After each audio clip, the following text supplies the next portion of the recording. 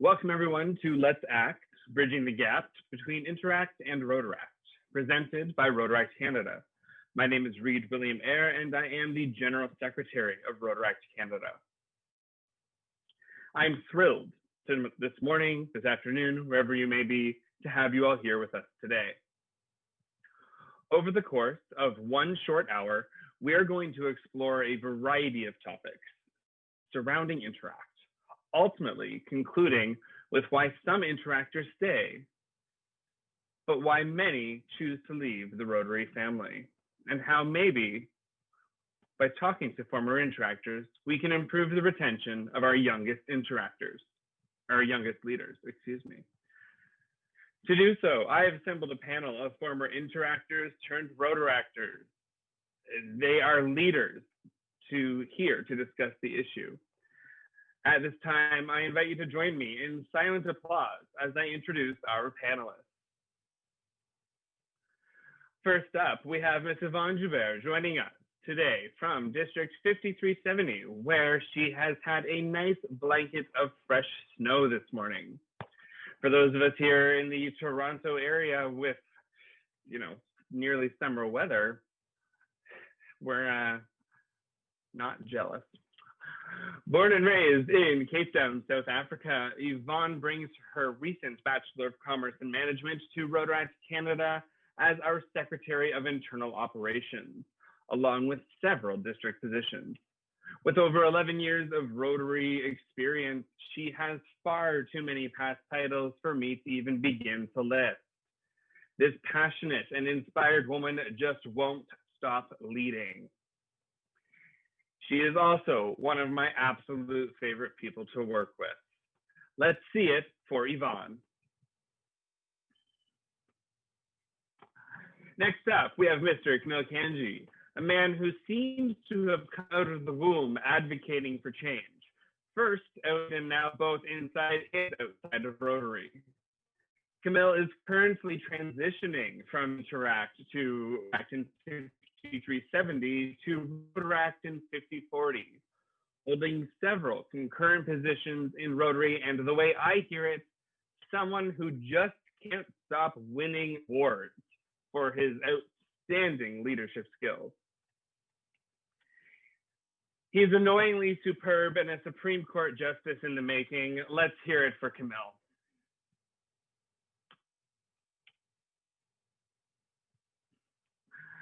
Last, but certainly not least, we have Mr. Gus Lopez joining us from District 7070.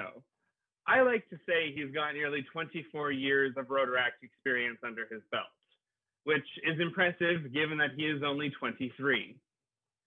Born into a family of Rotarians in Brazil, Gus did a Rotary Youth Exchange in Canada, in my hometown actually, here in Canada, before returning to Canada to pursue his Bachelor's of Public Relations. He's got a laundry list of titles, including as a Zone Assistant Public Image Coordinator, but his favorite title, I'm sure, is as my right-hand man and the founding Deputy General Secretary of Rotaract Canada. One more time, let's see those hands.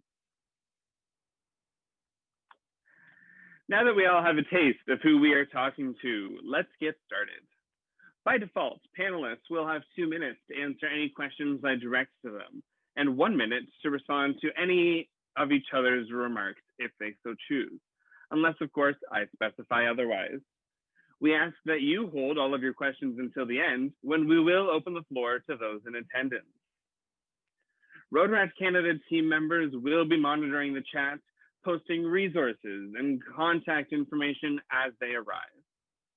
This session is being recorded, however, your personal video feeds are not. With all that out of the way, let's begin. I would like to start by hearing a little bit more about your Interact experiences, knowing that they are both extensive and diverse. Yvonne, let's start with you. Give us the Coles Notes. Thank you, Reid. Hello, everyone, and welcome. I'm very excited to see everyone here. Like Reid mentioned, I was born and raised in Cape Town in South Africa and moved to Canada almost 12 years ago now, and moved into a very small town where everyone knew everyone. Everyone had been going to school together forever. And I was this outsider coming in, from a country where, people didn't think I had running water or that, and thought that I rode a rhino to school every day. Um, so coming into the small town, I felt very out of place. And I learned about a school or a group in my school that was raising money to build a water well in Sudan.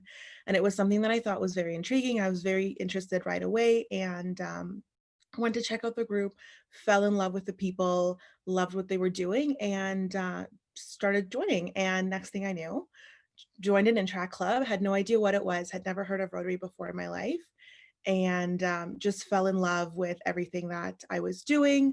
I ended up, taking several positions in the club and really falling in love with the opportunity of, using this organization and this club to give me a chance to give back to this new community that I was calling home.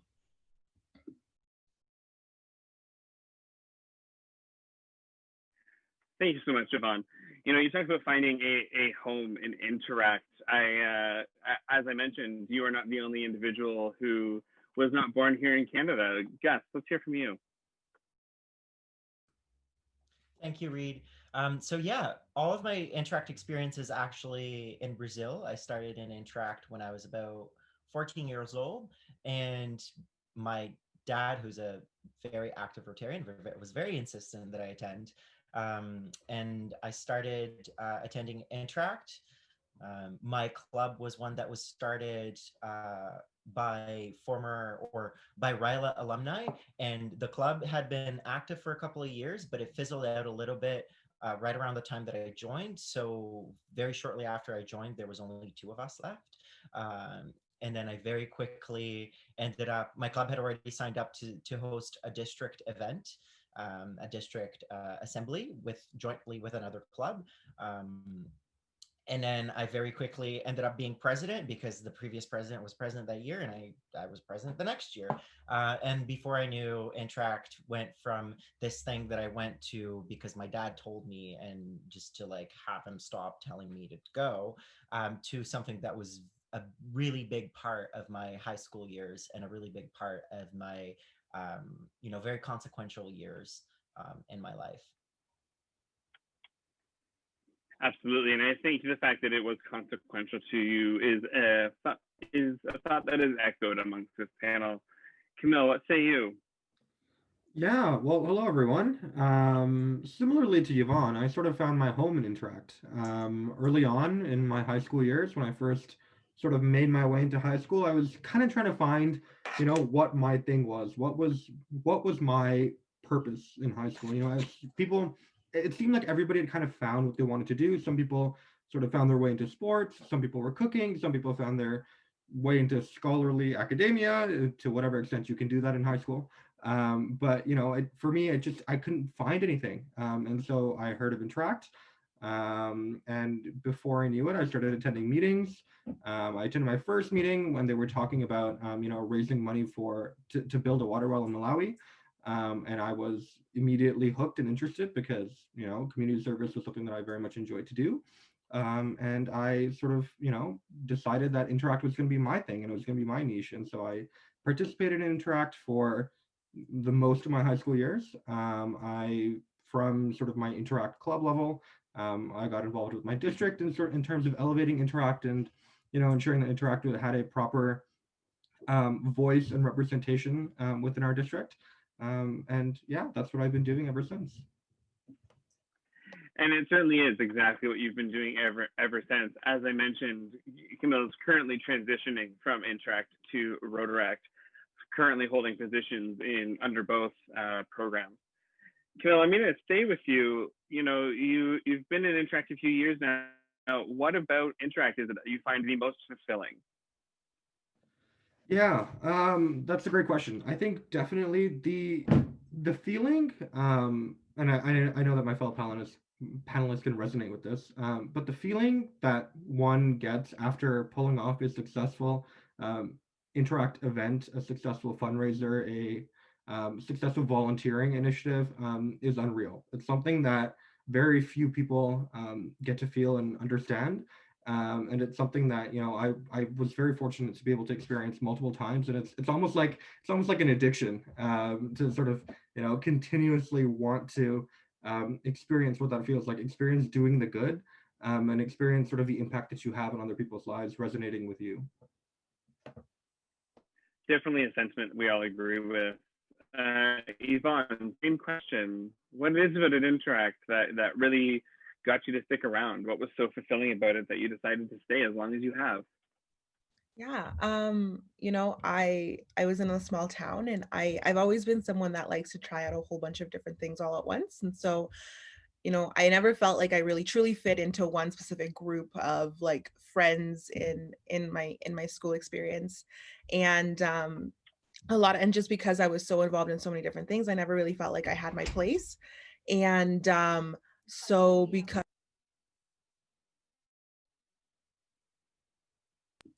my apologies. Oh, we've lost her, and she's back. No worries. Yeah, so Interact really gave me this chance to really find my home in this new community. And through Interact, I've been able to meet so many incredible people that have made a lasting impression on myself and have really truly been the reason why I've stayed as long as I've did, and have been able to do all the things I've done. And Gustavo, same question. Yeah, I think to me, what's really exciting and really special about Interact is that there's, at least my experience was that it was very much this sandbox experience of having a lot of freedom to do a lot of things, especially as a very young leader at a high school age. And I mean, a lot, you know, some Rotaractors join as early as 12 years old. And that process of mentorship and just having that platform that allows you to really grow as a leader. And really, I think when it comes to Interact and Rotary, when you're at that point in your life, there's a lot of other people doing similar things, either in Rotary or other organizations. But I think that Interact is quite unique in the sense that it allows for a great degree of empowerment and really giving young leaders that platform to grow. That is not as common in that kind of age bracket. Absolutely. And staying with you guys, as we mentioned, your entire Interact experience was not here in Canada, but was in Brazil, where, for those who do not know, the Interact and the program is much much popular among the strongest new generation countries in the world. So compared to what you've seen here, I know you were never involved in Interact here, but compared to what you've seen, what are the structural differences between what we are offering here in Canada and North America versus the experience that you had in Brazil? Totally. I was very briefly involved in Interact in Canada. I was part of the Twin Bridges Interact Club in Sarnia when I was on my exchange. And it was definitely a very different experience. In Brazil, Interact has a level of organization and structure that we don't even have in Rotaract here in Canada. Brazil has the world's first, and I want to say the only, if not one of the very few Interact MDAOs, which is not recognized by Rotary International, as I'm sure anyone understands. The liability really scares Rotary International, but they've been working really hard for a number of years to get it officialized and figuring out ways to work the legality of it. But you know, the Interact MDAO has been around for a number of years. Interact district representatives are a thing as per RI governing documentation, and they're very popular in Brazil. Every single one of Brazil's 38, 35 Rotary districts have their own Interact district representative, and they all have their own district team, and they all run different kinds of district events. There's a national conference that happens every year and has been happening every year for the past 20 years. And yeah, it was a really good opportunity to get that insight into the Rotary world, especially in a situation where the Interact world very much mirrored the Rotaract and the Rotary world. So I think that I got a lot of exposure very early on, which was probably one of the bigger reasons why I stayed, because I was able to have a really good understanding of the organization as a whole from the very beginning. Definitely. You talk about how every single district, or nearly every single district, had a district Interact chair who had a full team who organized a conference. We know that here in Canada, we are struggling to get district Rotaract representatives, let alone district Interact representatives. This kind of structure, Yvonne, is it something that you've experienced here in Canada in your time in the organization? Yeah, I mean, you know what? Like, I think reflecting on, my experience and Gus's experience are completely very different. My experience in Interact, we had very little, at least when I was in Interact, which was a few years ago now. We had a lot less positions available. It was very simple, very, very minimal. But I also have noticed that it does vary from club to club and district to district and area to area. But I do recognize, I think Reed, you kind of, you really nailed it there. We are really struggling to see interest, or not really interest, but just being able to find those right people for those right positions, and finding people who feel confident enough to take on those roles. I know a lot of young leaders I speak to a lot often mention, you know what, I really want to do this, but I don't think I'm good enough, or I'm ready for it. I don't think I have everything I need to be successful in those roles, which I think is what's so important for us to really to share as leaders that have been through through that process. Absolutely, and everybody here is a part of Rotaract Canada and DIO, and we all know that training is a big part of what we're doing here. Yvonne, do you feel that more training, whether it is at the district or the Interact level for club positions, club officer positions, district officer positions, do you feel that more training is what is needed? Or is it a different kind of confidence, a different kind of support that is required so that people feel ready to take on these roles? I think it's a combination of both. I know that in my experience, a lot of times it's like, here's this training that I think, it'd be really good for you. But as the participant, I'm like, hey, but none of this is what I really need to know. And a lot of times there's a lack of finding out exactly what it is that, these leaders need to be successful in what they need to do and want to do.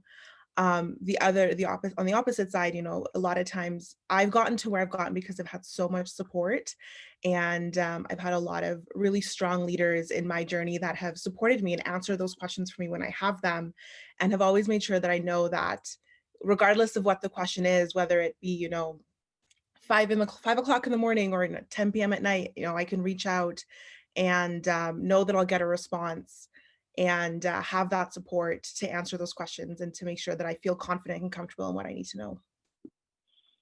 Absolutely. And Yvonne, as you mentioned, it has been just a couple of years since you were an interactor. Camille, that's not the case with you.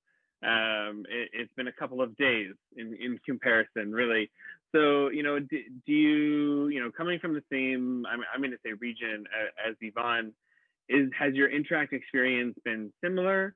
Or has everything changed since Yvonne was there? And, is it different? And do you agree with her analysis of what is needed? Yeah. Well, that's a great question. I think what Yvonne said earlier about, how Interact structure sort of vary region to region is super accurate. Our immediate past district governor, Christine Rendell, has thrown in the chat a little of what our district's Interact structure looks like recently. And right now it is a situation where we have a district Interact rep. We are starting to, include interactors more in district committees. We have a director at large that belongs to Interact on our district board. And we have regional coordinators that sort of handle Interact. But these are very new sort of evolvements, right? Like I would say when I first joined Interact compared to when I sort of am transitioning out, were very two different experiences. When I would first join Interact, there was almost, I would like to say like zero communication between Interact clubs. There was very little district representation for Interact. There was very little district involvement at all of interactors. And it took a couple of years for us to sort of get to the position where we can sort of start to, see that district type of involvement and type of engagement.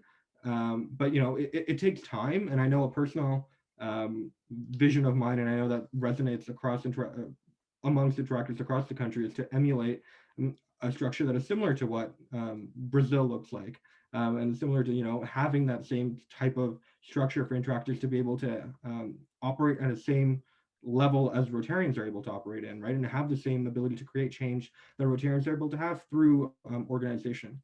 And, you know, in terms of like what Interactors need, I think Yvonne is bang on. I think a big piece of it is definitely training and understanding what is necessary. Understanding what is necessary for you to actually lead an Interact Club, because there isn't any standard, right? We don't, like, Interactors very much sort of operate based on their own experiences and are kind of thrown to the wolves to sort of understand what is necessary. So yeah, definitely training is a big piece of what I personally think coming out of Interact is necessary. Good to know. Good to know. And you know, you talk about training. You talk about, you know, how you all had support through one way or another, or one individual or another.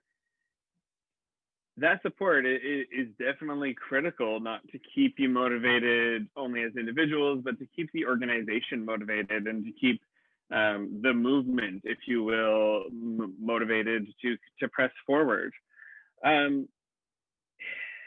You're all Rotaractors now, right? I mean, Kimmel's in the middle. He's both. He's a little bit of each. But why Rotaract, I guess? I mean, we heard of the inspiration that you felt in Interact. We heard of the reasons why you joined Interact. But why did you stay? Why did you make the active decision to join a Rotaract club? Maybe in a minute or less, Yvonne. Yeah, I mean, my transition out of Interact was not a very great experience, and almost led to me not continuing on to Rotaract. And I'd moved from a small town to a city, and after this bad taste experience, I was just like, you know what, maybe it's time for something else. Maybe I try something different.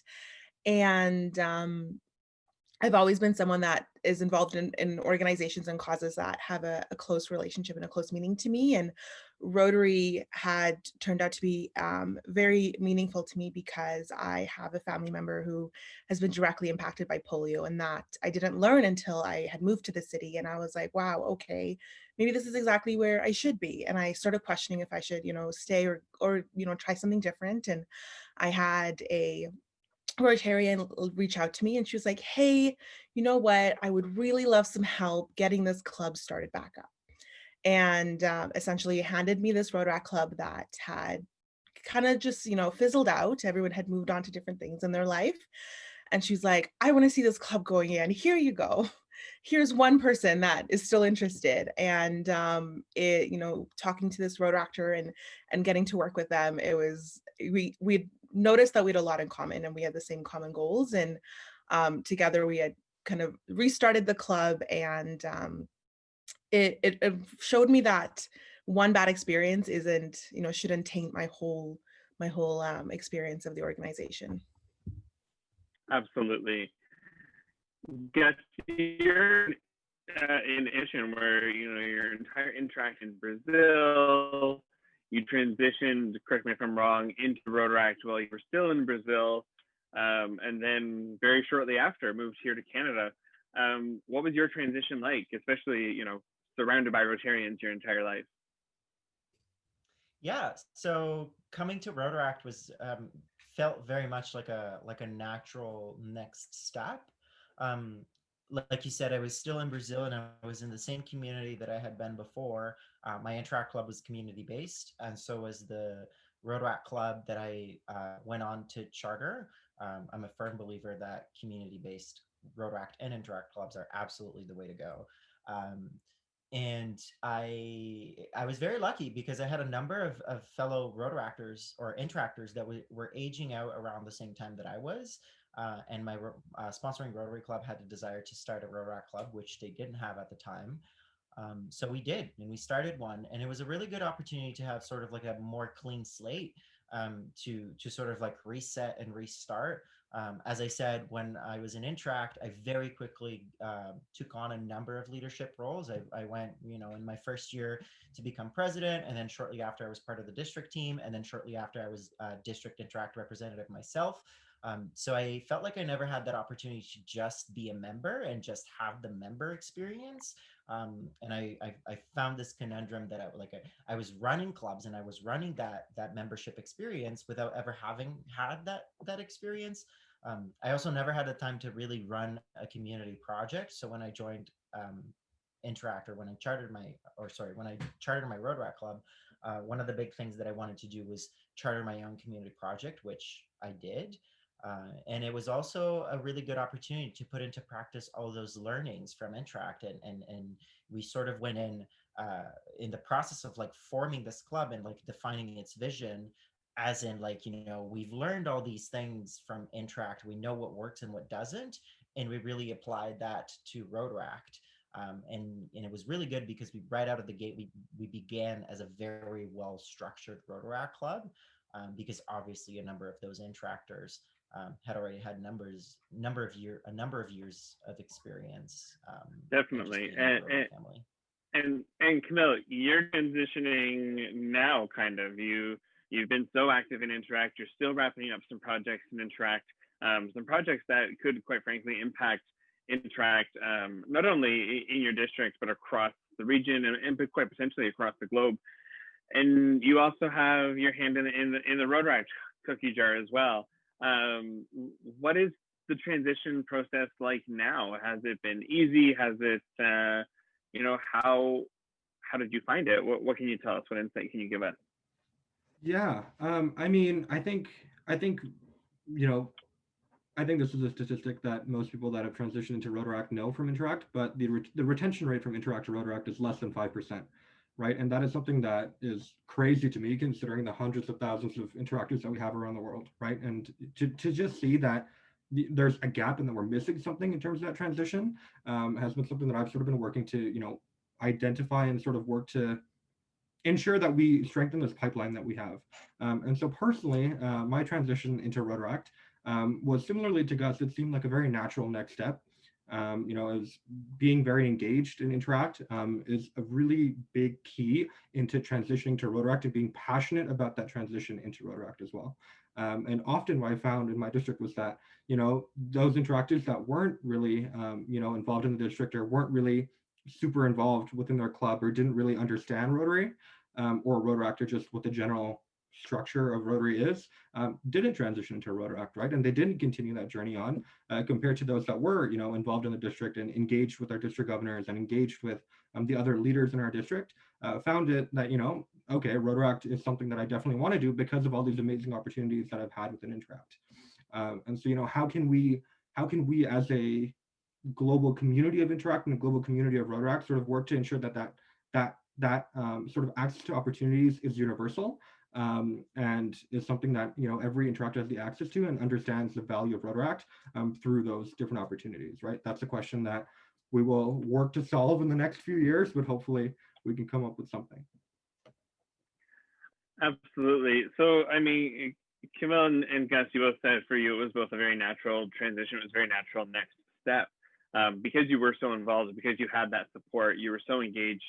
Yvonne, it wasn't for you. It was an active decision for you to stay in the Rotary family when you transitioned from Interact to Rotaract.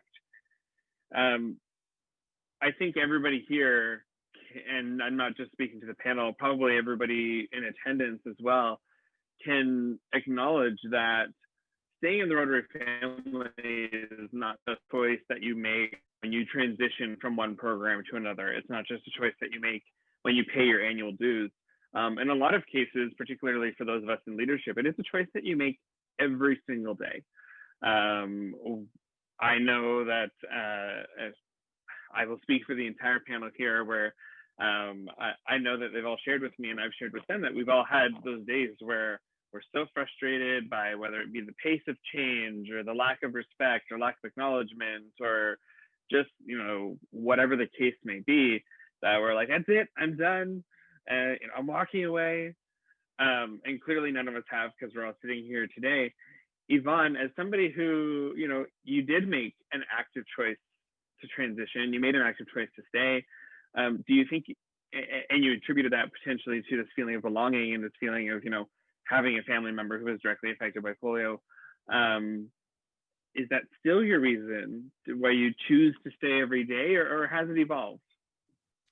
It has definitely evolved. I've been very fortunate to have the opportunity to be part of a whole level of different programs and opportunities within my district and abroad. And um, there's one moment that I always come back to in days where I question if I should still be doing what I'm doing, and if I question if I'm doing the right thing. And it was at a program that I was the chair of, and it was my last year as chair that year because I was, I'd been offered a board position, and I needed to move on, and I wanted the program to be passed on to someone else for them to have that opportunity to lead this program. And at the end of this weekend, we give these, these Interact participants 2 ribbons, and one, they both say the same thing. It says, "Who you are makes a difference," and one's for them to keep as a reminder of the weekend that they had, and the second's for them to give away to someone who has made an impact in their life. And it's the last day. It was quite a roller coaster of a weekend, and I was having one of those moments where I was like, you know what, like, is this how I just end the whole experience? Like, is this where I just take a step back and take a break and kind of recoup and figure out what I want to do for next steps? And I had gotten really close to this one participant, and she'd asked me a lot of questions about Interact, and very happy to say she's an Interact student now, and she's the president of her club, and she's making a big difference in her community. But she like came up to me and she's like, "Hey, can I talk to you for a second?" I was like, "Oh, absolutely, like, I'll be right there." And so we talk, and she talks about how her experience was over the weekend and how she's so excited to go back. And at the time she wasn't an Interact student yet, and she's like, "I really want to see if there's a club in my area." And she's like, "I know this probably won't mean a lot to you, but it means a lot." She's like, "I really want to do this." And she gives me her second ribbon. And she's like, "I'd only met this girl 3 days ago." And I was like, she's like, "You made such a big impact in my life." And in that moment, I was like, wow, like, things like this is the reason why I do what I do. If I can impact one person, then it's all worth it. All the late nights, all the sleepless, exhausted phone calls, it's all worth it for that one moment to know that I've impacted someone and help them and make the difference in their life. I mean, I'm not even sure how to move on from that story. That's such an incredible story. And thank you for sharing that with us, Yvonne. For you, it's a moment. You come back to that moment every time, and you remind yourself of the feeling of that moment. Camille, you've been around for a few years. You are very involved. You have to have had I call it a crisis of Rotary at some point along the way. What is it that grounds you? What is it that why do you choose to stay? Yeah, that's a great thing. And I think everybody on this call and everybody on this panel can resonate that along with sort of all the positive experiences we have, there are definitely some of those experiences that make us question whether Rotary is the place for us, right? And make us reconsider a little bit our involvement. And I think as any person that's happened to me before, right? Like as a person of color within Rotary, those pushback is something that I've faced quite a bit in terms of, maybe I'll just share a little bit of a story and then move into a little bit of why I'm still here.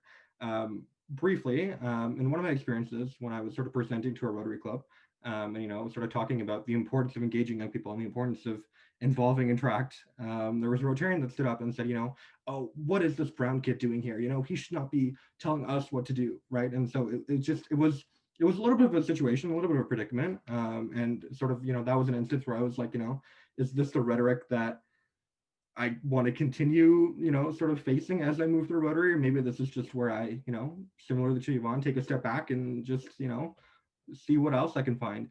But, it was at that moment where following sort of that incident, another Rotarian in the club came up to me. And we had a very heart-to-heart conversation, and she apologized for that behavior and said, that's something that's not welcome within our club. That's not something that we do. That is, not something that we are proud of. And I'm so sorry if that hurt you in any way.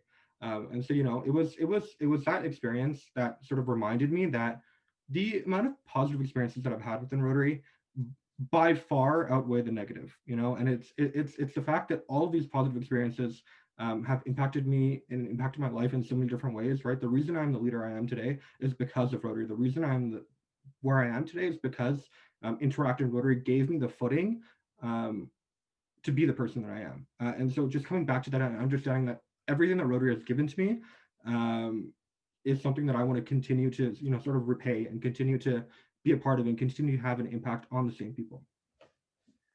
Absolutely.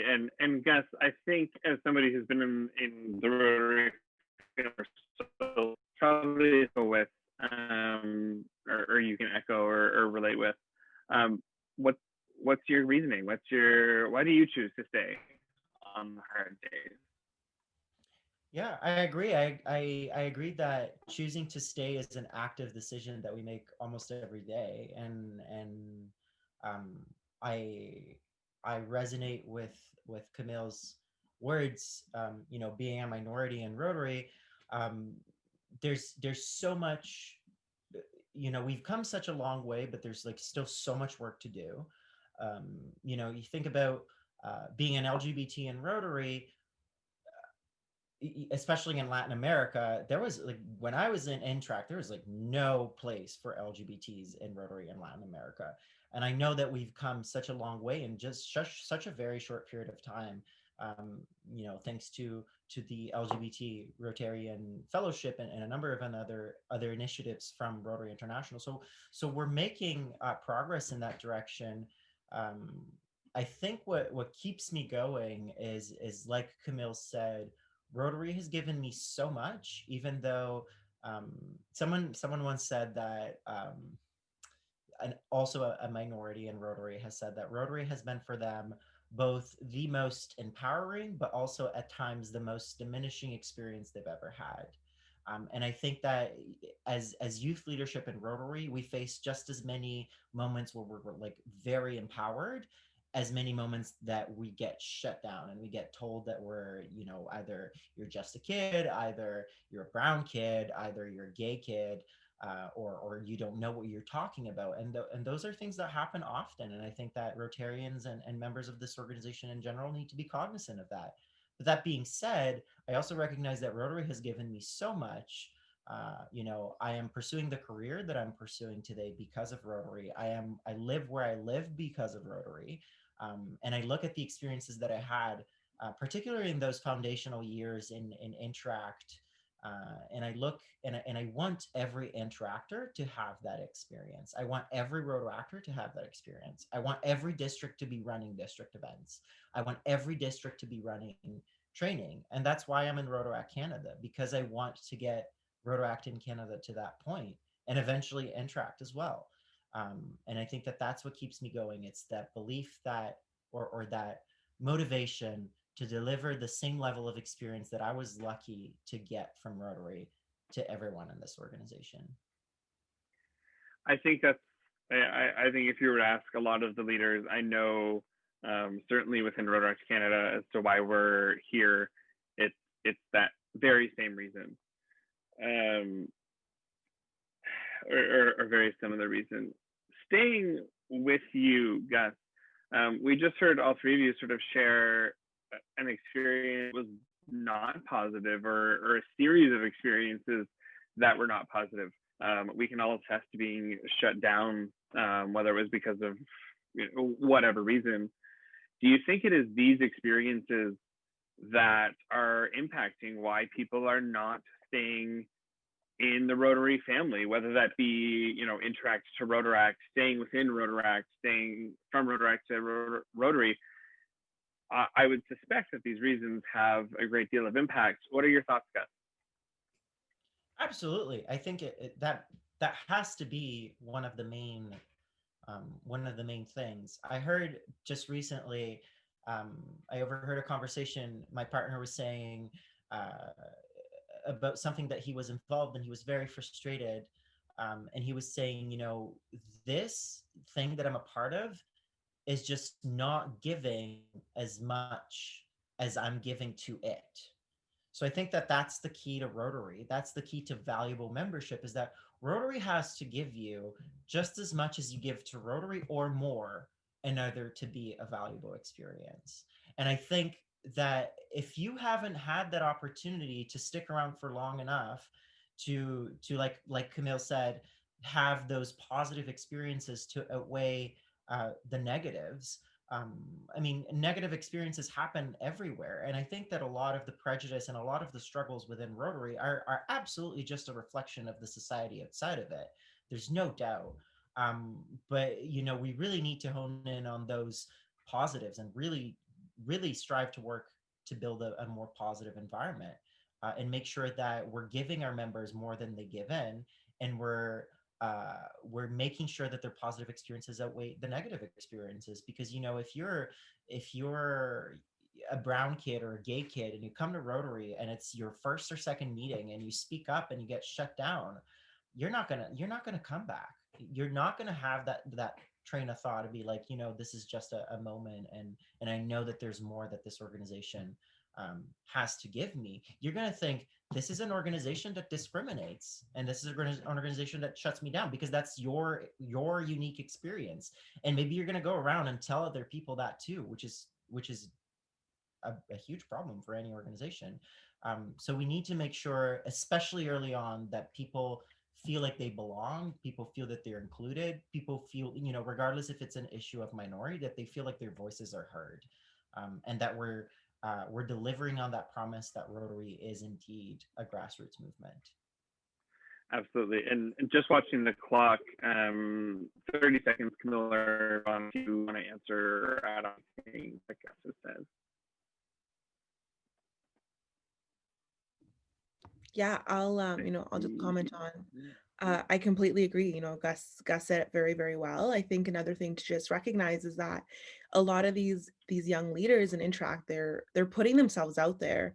And you know, I know in my experience, it was, you know, a Rotarian coming in and telling me and my club how we were going to do things and what we were going to do. And you know, any suggestion or anything that we had planned or wanted to like execute in our club was shut down. We were told, well, you don't know what's going to work, if that's not going to work. We've never done it that way. And I think if you think about it, like if we keep doing things the way we've always done them, we're not going to get anywhere. We're going to be in the same cycle and we're not going to be able to move forward. And the reality is that, you know, our membership is going to die out. Absolutely. Camille, anything briefly from you? Yeah, I mean, I cannot put it into better words than Gus has.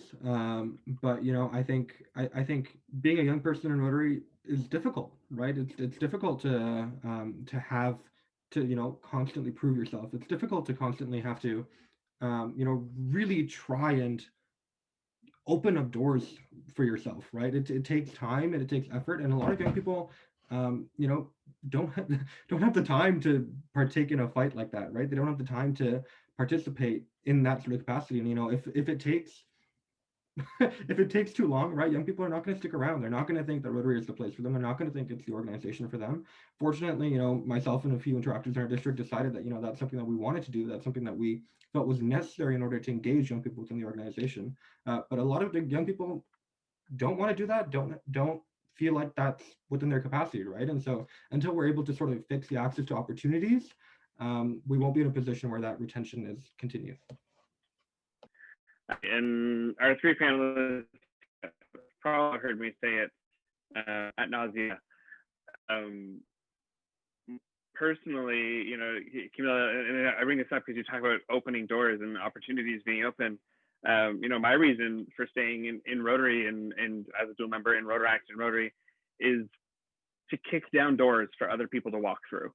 They've all heard me say it before. I know that I'm going to kick in too many doors to ever hold a leadership position one day. I'm okay with that. I'm going to upset too many people, but that's why I'm here. It's for the experience that we're going to provide tomorrow. And I think that is being echoed across this panel today, which I think should really provide some insight into, for those of you watching, hoping to learn why Interactors stay, or perhaps why they don't. I think that is something very, very valuable. I do know I want to leave some time for questions, but I would be remiss not to give you each a couple of minutes. Rotary International has just rolled out a series of changes related to Rotaract. They are a gradual rollout over a three-year period. They started last year, some more changes this year, so on and so forth. Do these policy changes impact Interact positively or negatively? Do we need similar, acknowledging that Rotary International is terrified of the liability of minors? Do we need similar policy changes in Rotary International? Is that the solution? 1 minute or less, guys. I'll throw it to Camille first. Yeah, totally. I think Rotary International is in a position now where slowly we are making strides to engage Interact a little bit more and to make sure that Interact is included a little bit. I'll share a couple things really briefly, a couple projects. So first and foremost, something that we're working on to sort of engage Interact at this level and to sort of build a foundation for collaboration between Interact is the first ever Zone Interact convention that will be taking place in the year 2022 in Calgary. And it'll be a way to sort of engage all the interactors across zones 28 and 32 for a weekend of inspiration, for a weekend of getting to know one another, and really providing that foundation that International Convention does for Rotarians, right? But on a level for Interact. Two of our amazing Rotary supports, Tracy and Christine, are here as well. And so it's an extremely awesome opportunity that Rotary International has endorsed and something that we will be moving forward with. Another amazing stride that Rotary International is making to engage Interact is the creation of the Interact Advisory Council. And this is something that I can share now because it's been publicized. The Rotary International Board voted in September to pass for the creation of an Interact Advisory Council that will advise the Rotary International Board on policy changes for Interact, on ways to engage Interact globally, and to ensure that Interact has a seat at the table that is valid and that is heard. And it is something that, it will take time, definitely, but we are making steps in the right direction to ensure that that happens.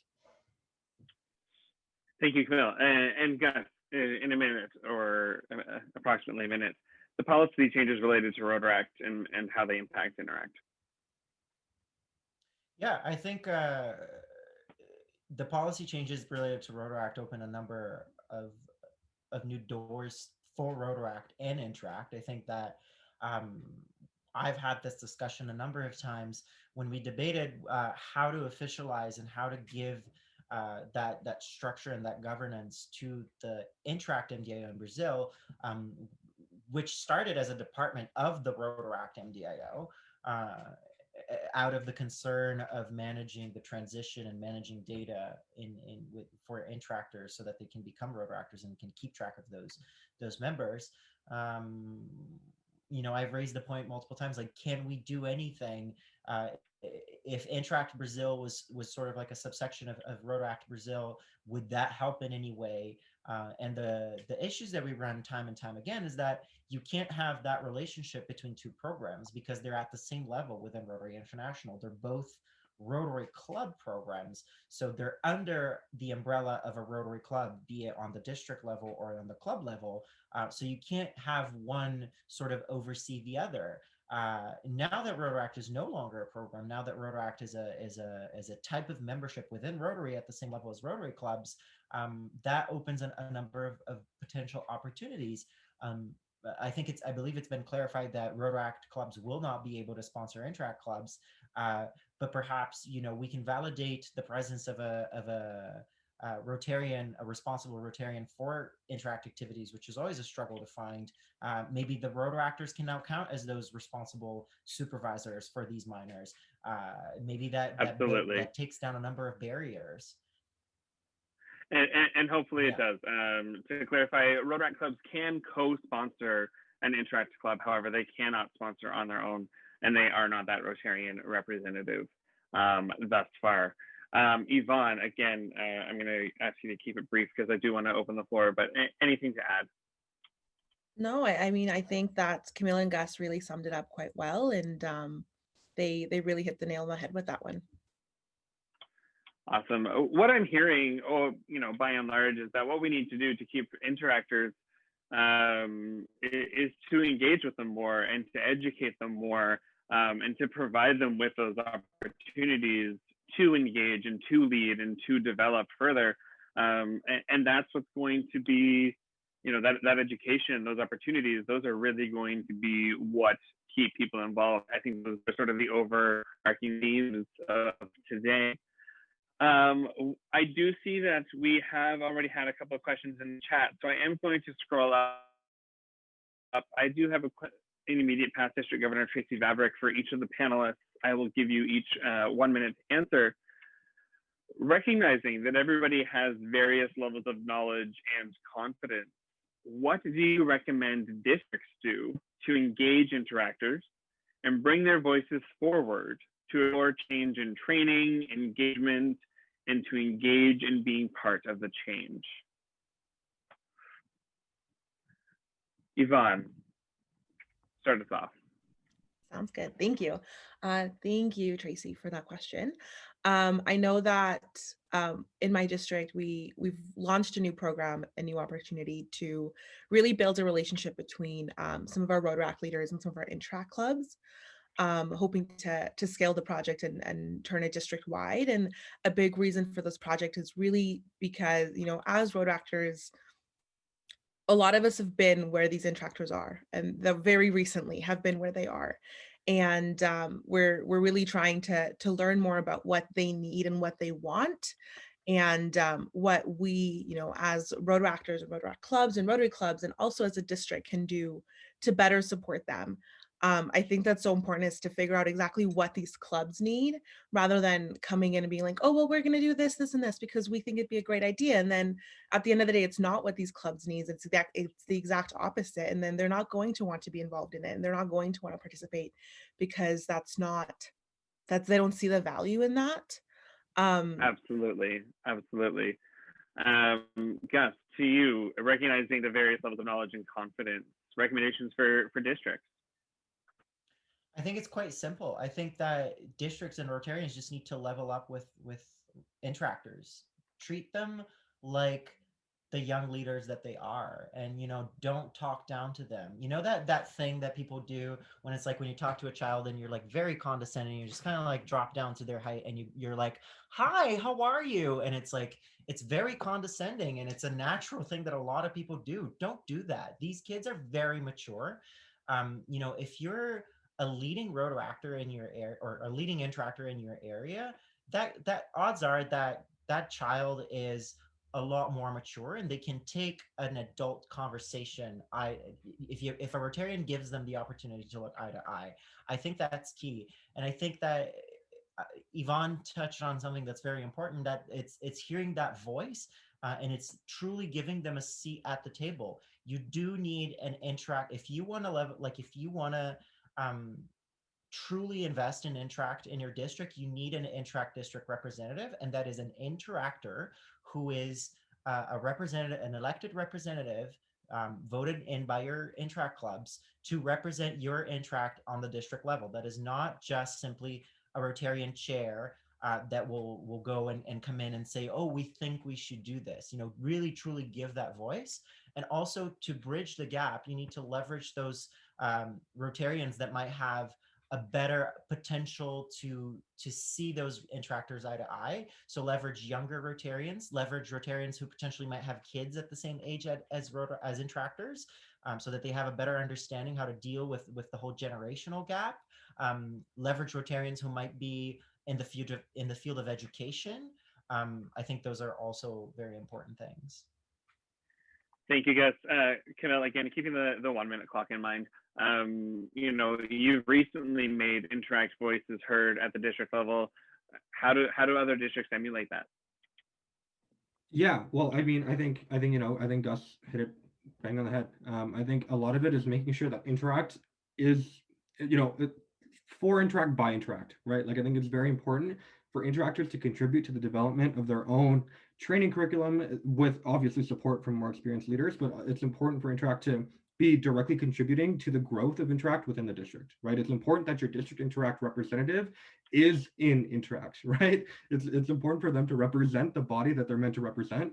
And so, making sure that voice is heard, and making sure that, Interactors are also included at the table with older Rotarians, right? And with other district committees, and making sure that there's an Interact seat or multiple on each district committee that you have to ensure that voice is emulated and that voice is represented at that district level as well.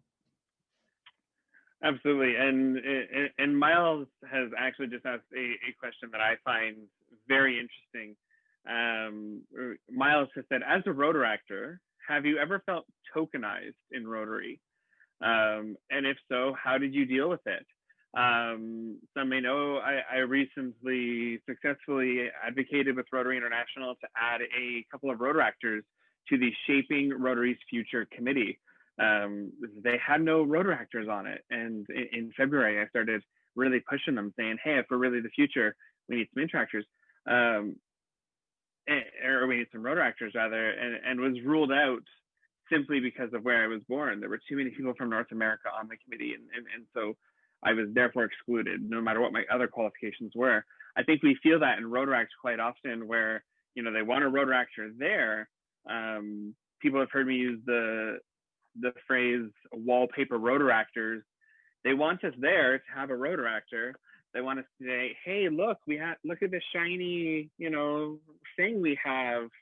It's beautiful, but they don't want to hear from it. What good is wallpaper that talks? So it's a great question, Miles. As a Rotaractor, have each of you felt, I know you have felt tokenized. So I'm going to skip the answer to that question. The answer is yes. But I will go with the second portion of how did you deal with it, Yvonne? I love that you brought up your wallpaper Rotaractor phrase, because since we had a conversation, I think it was around the time that I was applying to be a part of Rotaract Canada. You had mentioned that, and it stuck with me, and I use it all the time, and I always credit you back to it, because I'm like, never thought of it that way until you had mentioned it, and it just sticks in my brain. But yeah, I've recently, I've been exploring what it would look like to join a Rotary club, and I had a club who I have a really strong relationship with, and I've worked with them on many projects. And I had a Rotarian who was like, you know what, like, we really want you to join our club because you're going to bring down our average age. And I was like, that's the one thing that you want me to do? Like, that's the only thing that you're going to talk about? You're not going to talk about the 5 years of projects and 5 years of work that we've done together? Also, you meet on Mondays at lunch, and there's no way that I'm do it for an hour. I can't. Like, I just started a full-time job. But all that aside, is that fact that you're still seeing me as just my age, and that was so frustrating to me. And I ended up having that conversation. I was like, you know what, like, I'd consider joining your club before. I really, I enjoy your club. I enjoy what your club stands for and what you do. But at this point in life, if that's the only thing that you can see me bringing to this club, unfortunately, that's just not something that I'm going to do. And I think for me, the biggest thing was just realizing that, I have that voice, and it's important for me to use that voice and to correct Rotarians and other leaders when they make those comments or do use that misinformation. Absolutely. And I must say, good for you for speaking up and correcting people, because we have to. We're at that point where we can't be polite anymore. We have to push a little bit harder. Gus, same question. How do you deal with the tokenization as being a Rotaractor? Yeah, it's definitely really hard, and I think it's a lot. It's even more prevalent in Interact for sure. I think one of the things that I noticed between the transition in Interact and Rotaract is that while still, it absolutely still happens with Rotaract very often, way too often. But I just having that opportunity to see Rotarians I a lot more, just because my label changed, right? Like, nothing really fundamentally changed from the moment that I went from an Interactor to a Rotaractor. I still looked the same. I still was the same person that I had been for the past 5 years that I was engaged in the Rotary family, and the past 5 years that I was coming to the club asking for money, support, and calling them out on the things that I felt that they needed being called out.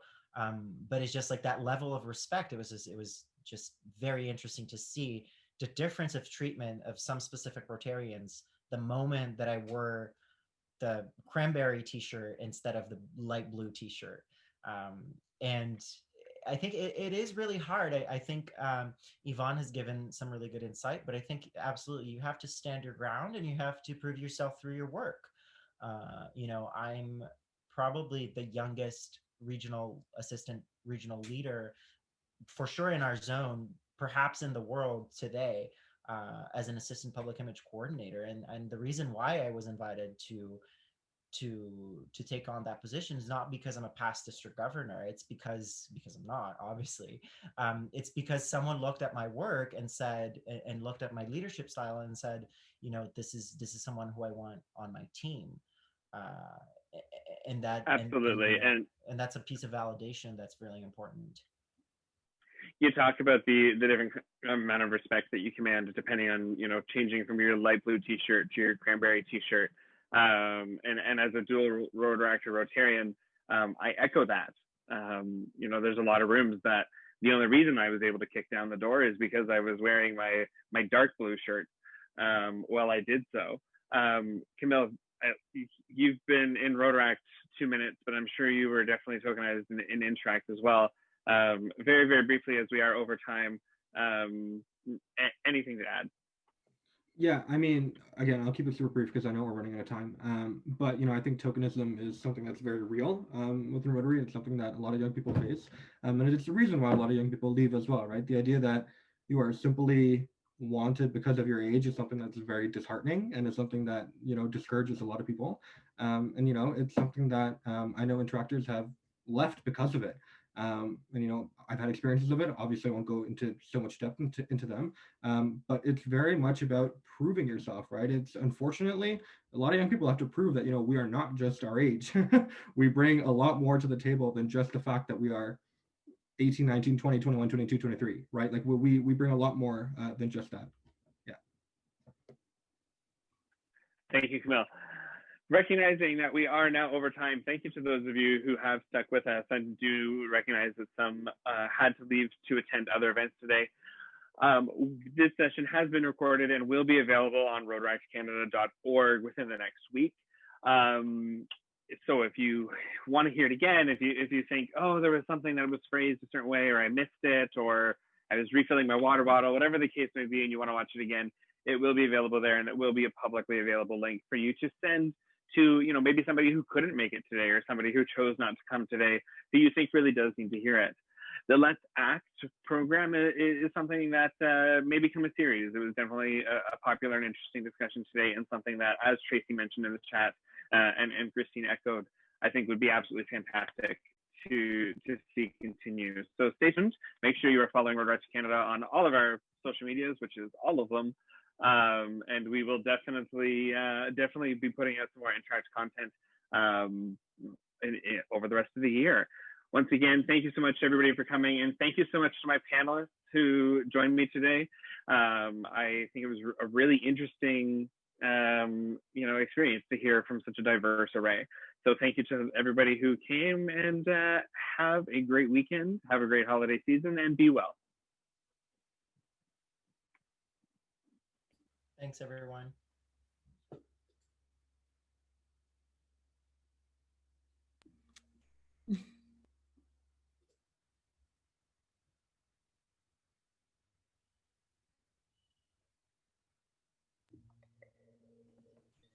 Yay!